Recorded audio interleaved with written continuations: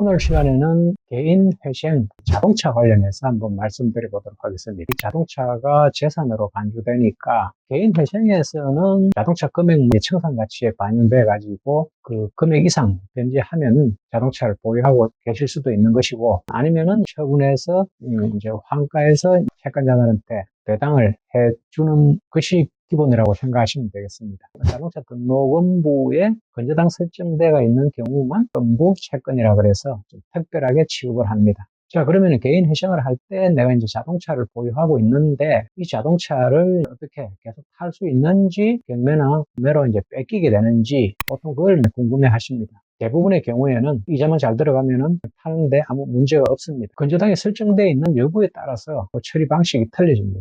건저당에 설정되어 있는 거는 이제 별채권, 무채권이기 때문에 그거는 채권자들이 개인 회생을 하더라도 특별히 경매를 넣어가지고 채권 회수가 가능하게 됩니다. 별채권인지, 그러니까 건저당에 설정되어 있는지 여부, 그거에 따라서 이제 처리 방식이 달라지고, 자, 내가 자동차가 건저당에 설정되어 있는 경우에 꼭 필요한 경우라면은 자동차는 하던 대로 할부금 내고 이자 그냥 내면서 그대로 타시면 됩니다. 사용하실 것 같으면은 그렇게 하면 되는데, 뭐 이자 낼 돈도 없고, 또 법원에 이제 개인회생하면서 변제금 내는 거 외에 자동차 이자까지 내기는 부담스럽다 그러면, 그런 경우에는 채권사한테 연락해서 자동차를 가져가서 공매차 그러면 됩니다. 공매 처분하고 남은 그 채무 금액 100%다 변제가 안 되면은 또 남은 그 위약금이라든지 잔존 채무는 그 개인회생 채권자 목록에 올려가지고 판감받으면 되는 것입니다. 자동차가 건저당 안잡혀가 있는 자동차, 담보 설정이 안 돼 있는 자동차는 어떻게 할 것인가? 그거는 그냥 그대로 타시던, 건저당 설정이 안 돼 있는, 담보 설정이 안 된 자동차, 그냥 이 캐피탈에 뭐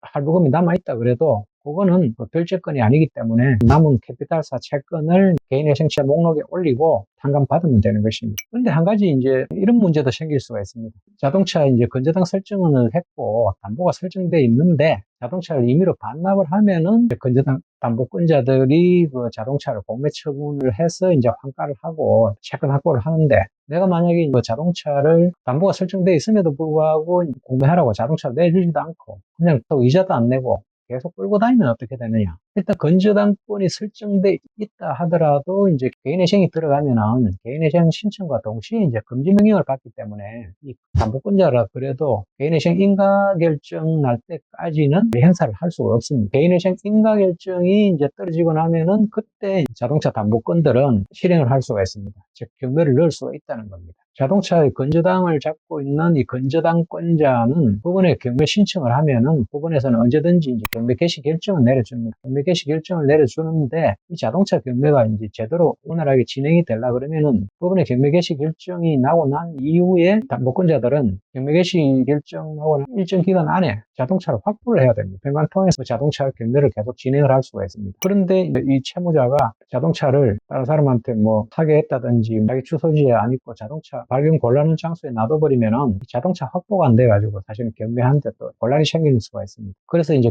채권자가 경매 개시 결정을 받고 일정 기간 내에 자동차 확보가 안 되면은 이 경매 개시 결정 자체가 다시 취소가 돼버립니다. 그래서 경매를 못하는 그런 경우도 생깁니다. 그러니까 자동차를 가지고 계신 분은 자동차의 건저당을 설정을 해줬더라도 공매하라고 내가 자동차를 내준 경우는 이제 공매 처분해가 채권자들이 이제 순순히 채권 회수를 하기 쉬운데, 만약에 이 채무자가 공매하라고 자동차 내주지도 않고 그렇다고 그래가지고 이자도 안 갚고 계속 타고 돌아다니면서 자동차 그래도 파 곤란하게 되는 이런 상황이 돼버리면 자동차 경매도 원활하게 안 되는 경우도 생길 수가 있습니다. 뭐 이러한 전체 이제 공매 경매 시스템을, 법적 절차가 진행되는 과정을 잘 이해를 하신다 그러면은 일반적으로는 대부분 개인회생 들어가고 나서도 몇 달 동안, 오랜 시간 동안은 자동차를 운전하는데 사실은 문제가 없는 그런 결과가 돼버립니다. 일정 기간 내에 차 못 잡으면은 그 자체가 취소돼 버리고, 그러니까 처음부터 다시 진행해야 되는, 계속 반복되는 그런 사들이 생길 수도 있죠. 정리해보자면 자동차에 건저당 설정이 돼 있더라도 본인이 꼭 필요하다 그러면은 개인회생 시작하자마자 바로 그 자동차를 반납할 필요까지는 없다는 겁니다.